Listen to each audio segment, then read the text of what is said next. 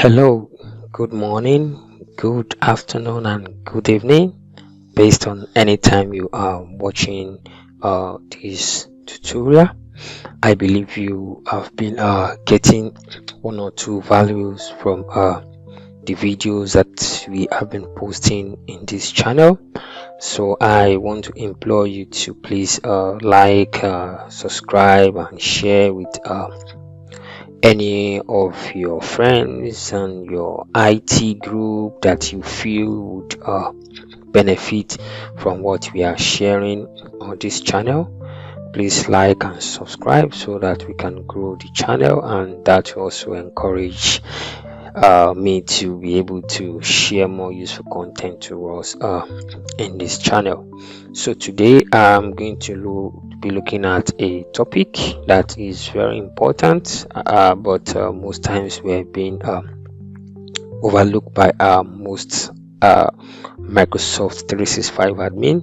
It is what I call cookie hijacking in Microsoft 365. So cookie hijacking is something that is kind of prevalent lately, and most people have been attacked by this.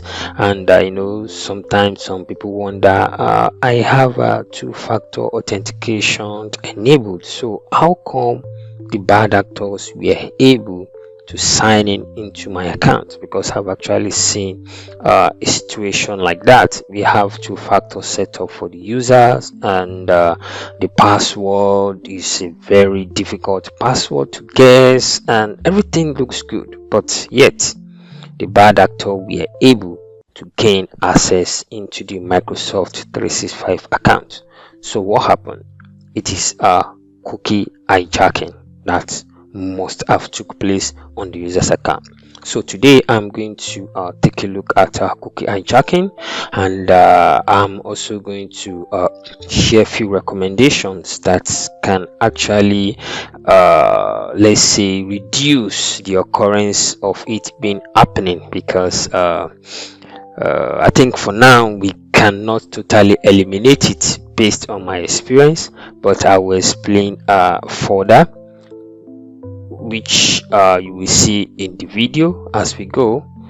If we need to eliminate it, there are some other things we need to do, but at least we can reduce it to the barest minimum, such that we can actually keep our environment safe. So let me go through my slide while we go through one by one. So the first thing I have here on my slide is what is cookie hijacking. So I put in here some definitions. So to say, I say cookies are stored in a browser session. Most of the time when you're browsing and you are actually doing some things. So cookie are something that has been in use for a very long time. So the browser actually uses to store some let me say temporary information in code.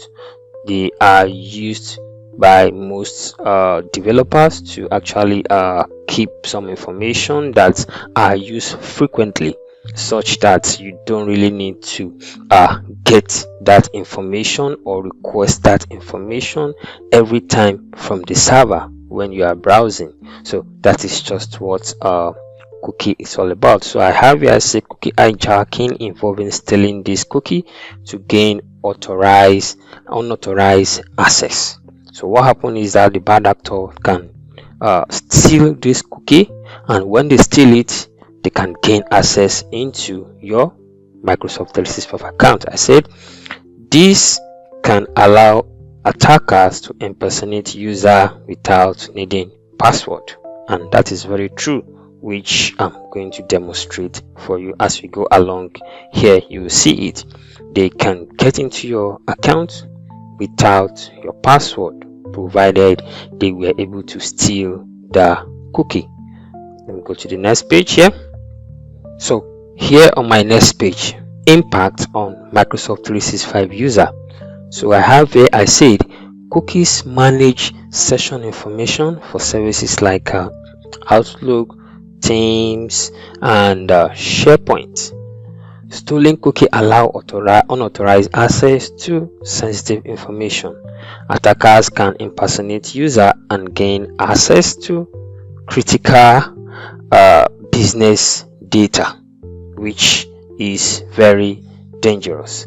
And in most cases, these attackers, what they do is that they actually steal this your credential, and they gain access into your account. So once they gain access, depending on what they want to do, sometimes they might try to start sending out fraudulent emails via the user's email accounts, maybe to other members of the organization, or maybe they can try to go in deeper, maybe try to get the an admin that has a privileged account. And also uh, the, uh, the what they can do is actually limitless once they gain this access.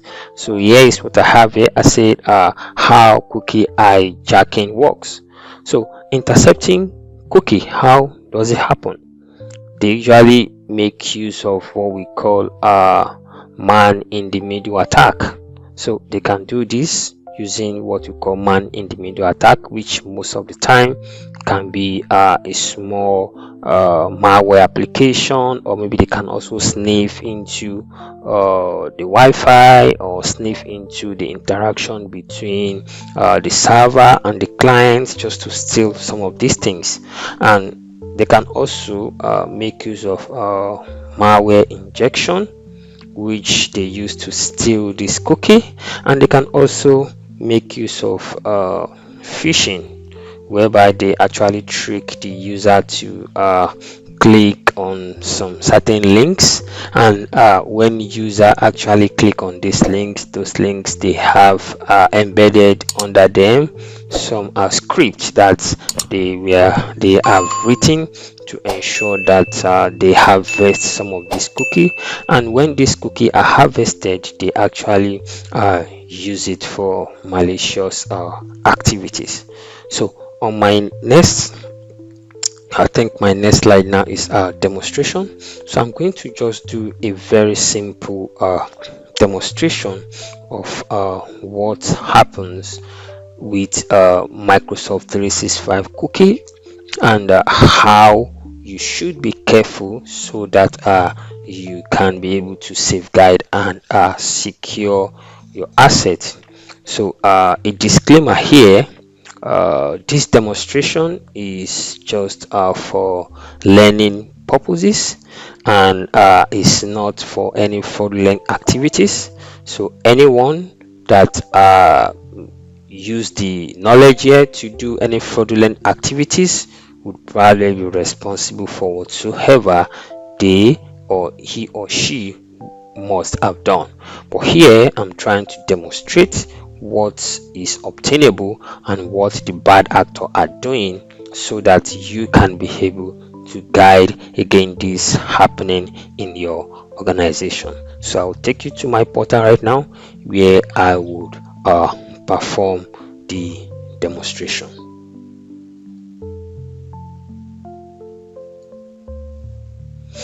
Okay, so here I have my browser open up. So what I'm going to do, I'm going to sign in into an Office 365 account, and I'm going to demonstrate just manually how the cookie session can be stolen.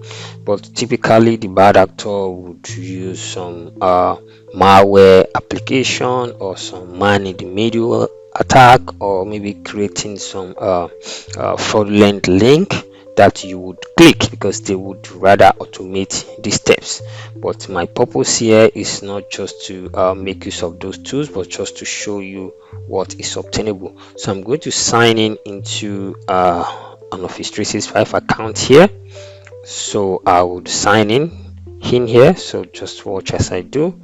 So I sign in into the account. I'm going to sign in as Alex. So Alex, so let me sign in as Alex. So Alex is my test account that I'm using here, so I'm signing in with Alex. So I'm going to put in my very secure password. So I put in my very secure password, and here I have MFA activated for Alex, but in this case I'm using a code, which probably might also be a notification on the phone on anything, but MFA is set up. So I'm going to enter the code for Alex so I can sign in. So as you can see, I'm successfully signing into Alex account. So what could happen here? As I said, the bad actor would rather automate this, but I'm just showing you this. And I also say, I've mentioned earlier, this is for educational purpose and to see what is obtainable and what the bad actor can actually do. So I'm going to go to inspect, and I go to application. Then I would need to search for the cookie I need. So the cookie is not currently showing, but let me see. If I refresh back and forth,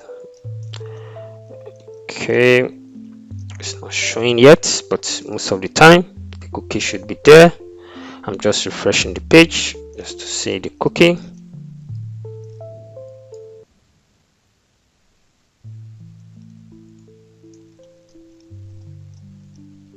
Okay, here we go. I have seen the cookie I'm looking for. So you can see these are est alt persistent. So just watch what I'm going to do right now. So I'm going to take this cookie and import it into another browser, and let's see what is going to happen.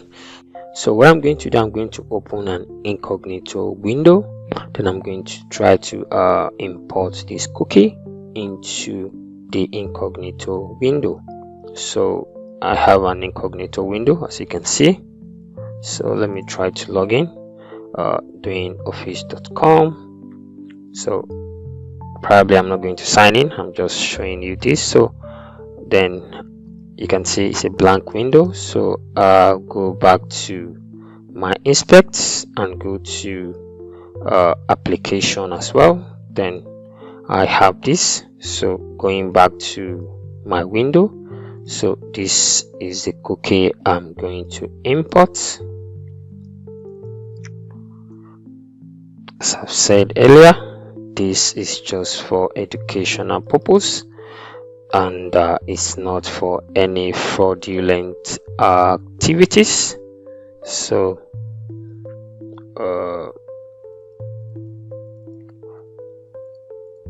going to import that. So I can edit value. Usually you can double click on the field and that would be done. Then put a dot at the beginning of this. I think that is all I need to do. So I just refresh. As you can see, voila, I am in. I did not use any password, I did not use anything, so I'm currently right inside Alex account with only the cookie. So this is how exactly what the bad actor would do. They steal the cookie by any means, and then they import it into another session. So what is the purpose of this video? The purpose of this video is to see how we can reduce this happening in our environment. If, for example, a bad actor comes into this account, many things can be done. Most of the time what they do is they want to probably send fraudulent emails via account, and most of the time what they do is they will also end up creating some funny rules, may flow rules, such that they want to hide any of those activities they are doing. They will just mark email as read, or forward the email to archive, or forward the emails to feeds and all that. So they can, most of the time, they can go to the extent of changing the account information, but whatsoever. So I'm not going to go into details of what they want to do in the account, but here I'm showing you what is obtainable. So I'm going to go back to my slide right now. I'm going to share some useful tips how you can guide against this happening in your environment. So let me go back to my slide and show you what is obtainable, and then do a few demonstration of how you can achieve this. So let's go back.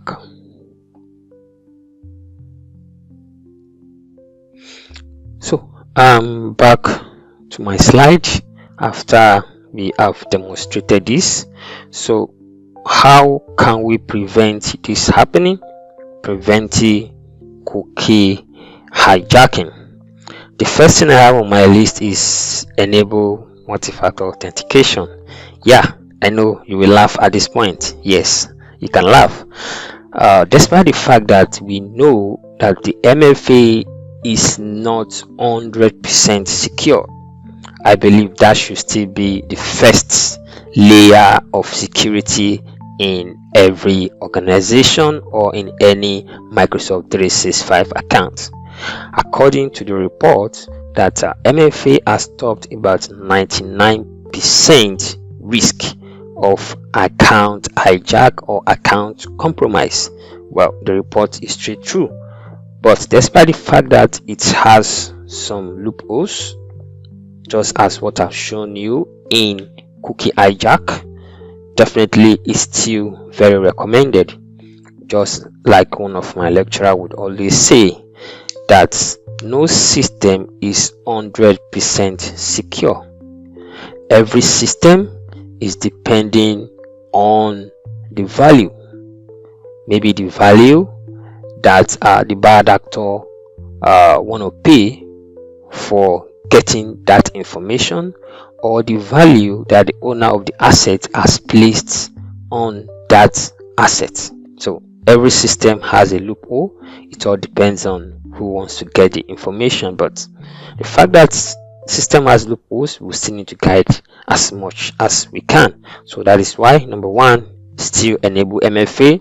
It is very important and fundamental in every security system. The next one I have on my list here is use conditional access policy. Use conditional access policy. I'm going to show you some of this in my demo shortly, although I'm not going to create the policy, but I will show you where they are, and then you can maximize them. Maybe later in future I can create some of videos to demonstrate some of this policy, but this video is not specifically for that. Just I would show you the solution that you can do, then we can implement. Maybe later we come implement each of these conditional access one by one. But here I've mentioned that use location based conditional access. What am I saying here? Ensure that you have a location that you have set aside. Let's say, for example, if your company is located in US, definitely anybody that is signing in from maybe Algeria or from Ghana or whatever should be blocked. So you should block every other access from any other location, so you can allow only the locations that you know you have your users. And peradventure, if your user needs to travel, maybe they want to go to UK for holiday, or they want to go to wherever, or Canada as the case may be, then you can exclude those ones from policy, or maybe you create another policy for them to accommodate the location where they are going. So that can actually reduce the risk of cookie hijack, because if someone's steal a cookie in Canada, definitely they cannot use that same cookie in Ghana. So that is just one thing. But if peradventure they stole the cookie in Ghana and you are still using it in Ghana, then that is still another loophole. But at least you are like kind of one step ahead, you having a location based conditional access for your user. Another thing that is still advisable under conditional access is you having managed device. So you give access to only managed device. I know this can be kind of counterproductive because some of your users would want to have access to their emails at home, on mobile, and everything. So now it depends on your environment. So if users are not really going to need this access, you necessarily not need to give them. Or peradventure, maybe if you can afford to have you purchasing devices for your users and ensure that only managed devices have access to your resources, that will be the best for you. What do I mean by managed asset devices? I mean the device that have been enrolled to Intune or join to Azure AD. So just you can limit those ones to have access to your resources. But in these days where everything is BYOD, then you can actually set some restrictions, maybe put some compliance things in place, like okay, maybe your OS should be a minimum version, your device should have an antivirus, just put something in place to make sure that you don't just leave things blank. Yeah. Then another thing that you can do is persistent session setting. So you can change your persistent session setting for non-compliant device. What do I mean by that? Persistent session means that there would not be any persistent session for non-compliant device. You can set the policy. What happened with this cookie hijack is that the cookie is persistent in the sense that the session is persistent, which means user have been signing and the cookie is there, although the cookie would expire at some point, maybe after 24 hours or maybe even 1 hour, but the truth is that the damage has been done. So in this case, you can set up a policy maybe for non-compliance device or for non-managed device. They should never persist their session. That might be something you can do.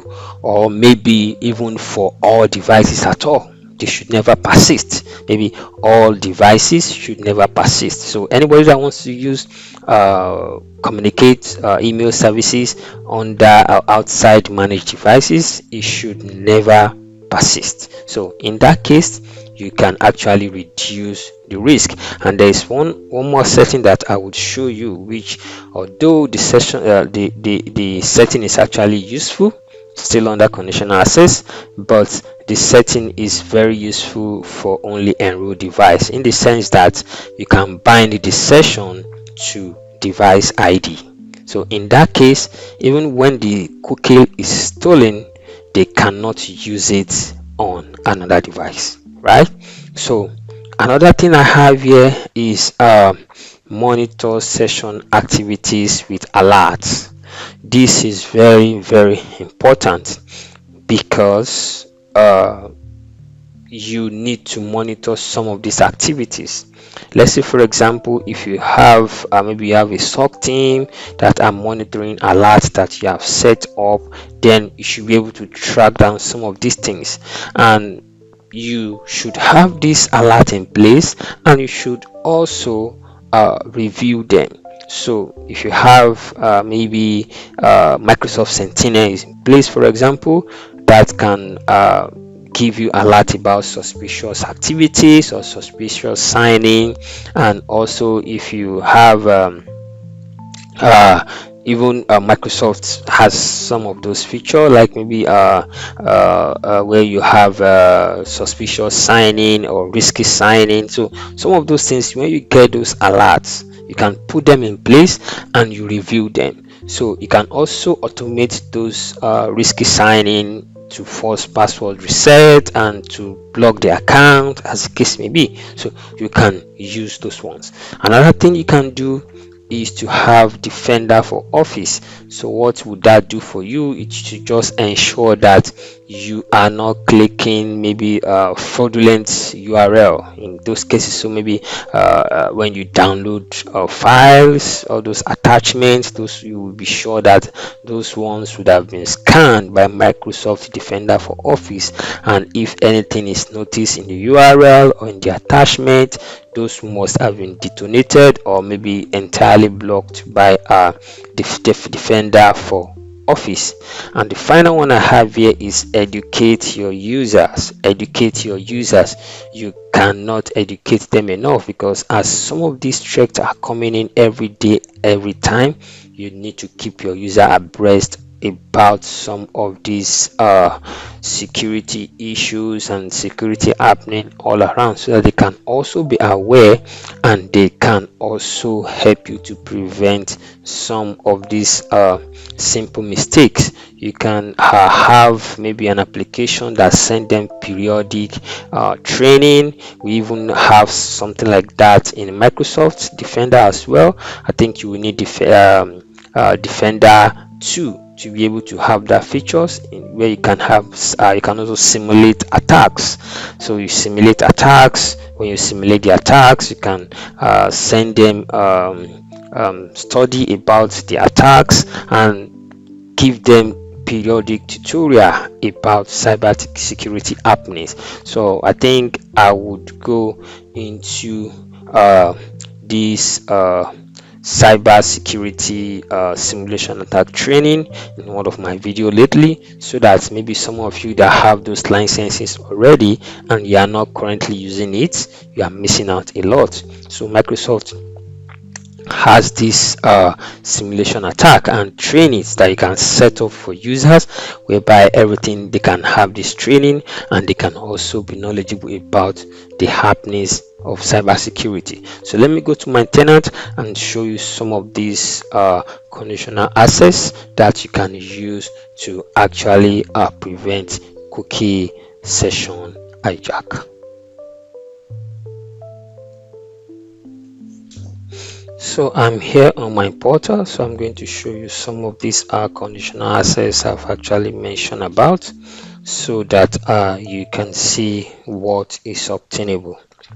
So for example, let me have this. So here, let's say for example I want to create a conditional access, so that I can show you some of these things here.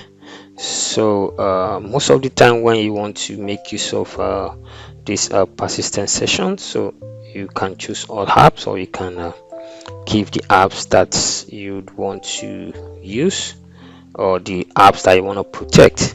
So here under grants, yeah, remember I mentioned that you can create some compliance policy to give criteria, maybe ensure always that the device is compliant before they can access your resources.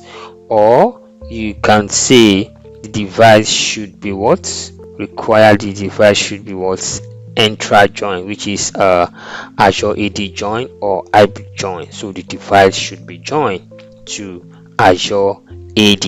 So in that way you can protect a bit, whereby you can ensure that any device that can access your resources, they are compliant. As I've mentioned, mark them as compliant or require that they should be Entra AD join. So you can utilize this policy to protect your resources. So the most important one here is the under session. So under session here you can actually create some policy as well here. So for example, you can actually do persistent browser session. So you can say never persistent, right? So maybe you can do never persistent here, and then under devices here, under device, then you can specify, make sure that okay, any device that is not compliant. So if the device is not compliant, you should enable that. You set for them that they should never be persistent. So that can be a policy that can help you here. So you can set up that policy here. So that is something that you can do. Then in another way, this one is the other one I mentioned, which is quite important. We say require protection for signing. So actually I don't have the license, so it's actually require P2 to be able to utilize the features. So essentially what the feature does is that it would tie your device token to the cookie, such that the cookie would not be useful on another device. That is something you can do. Then here on the sign-in frequency, you can also ensure that maybe when users are on non-compliant device, they should sign in maybe every hour, as the case may be, although it can be irritating, but this is security we are talking about here. Maybe you can set this up for people that have privileged access, maybe the global admin, the exchange admin or something. But what we are saying here is that you can find a way to limit if however there would be a cookie session hijack. You can limit how far the bad actor can go. So this is what you can do on that session. Then I also mentioned creating a location, custom location, or maybe a known location. So here in under the conditional access, you can create a location here. So you create a known location, can create IP address. So you create this location and choose the location that you want. So but it's something I normally do anytime I make use of this location. I prefer to use the reverse method. So what do I mean by the reverse method? So instead of me specifying the location that I want, so what I'm going to do is I'm going to block all the location. So I block all the location and I will exclude only the location I want to access. That is how I feel the best way you should handle location. So why do I prefer to do that? Because you can see there are some unknown locations. So if you only kind of maybe okay, yes, I want only this, I want only that, then you just pick only the location that you want to allow. So what about the unknown location? So in that case, I prefer to use the reverse method, which simply means that I will block all the location and then I will exclude only the location I want to permit. So you can create the location from here. So once you have specified the location, then you can utilize the location in your policy while you are creating your policy. So this that I've mentioned so far, this might need you to create like 2 or 3 policies depending on how complex you want it to be, but it's advisable you have them in 2 or 3 policies so that you can have one policy to handle one single thing, which that seems to be the best method. best method in the sense that while you are troubleshooting, you will not make things very complex for yourself. So maybe you have an issue, you want to troubleshoot a particular issue, you don't know the policy that is causing the problem, so you create those different policies, and using it differently, you should be able to know that okay, this is the policy that is causing the problem. So here under the condition, you can see the location here. So under the location, you can just say all locations, which I've selected all location. Then I would exclude my selected location. Then by the time I'm going to under grant, I would say block, so which means I'm blocking everything, then exclude those location that I want.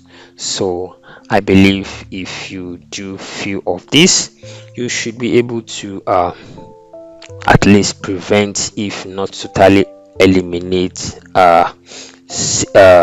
cookie or session hijack in your environment. Let me go back to my slide. So I'm back to my slide. Okay, so I think that is all I have for you for today. So what have we learned so far? We have learned how to prevent cookie hijack, and we have also tried to implement few practices that can help you to prevent this cookie hijack in your environment. So as I've mentioned earlier, please like, subscribe, and you can drop your comments if you have any question at all. I will do my best to attend to them. Please subscribe, like, and share with your colleagues that might benefit from this information. Till I come your way next time, stay secure and stay cybersecurity conscious. Thank you.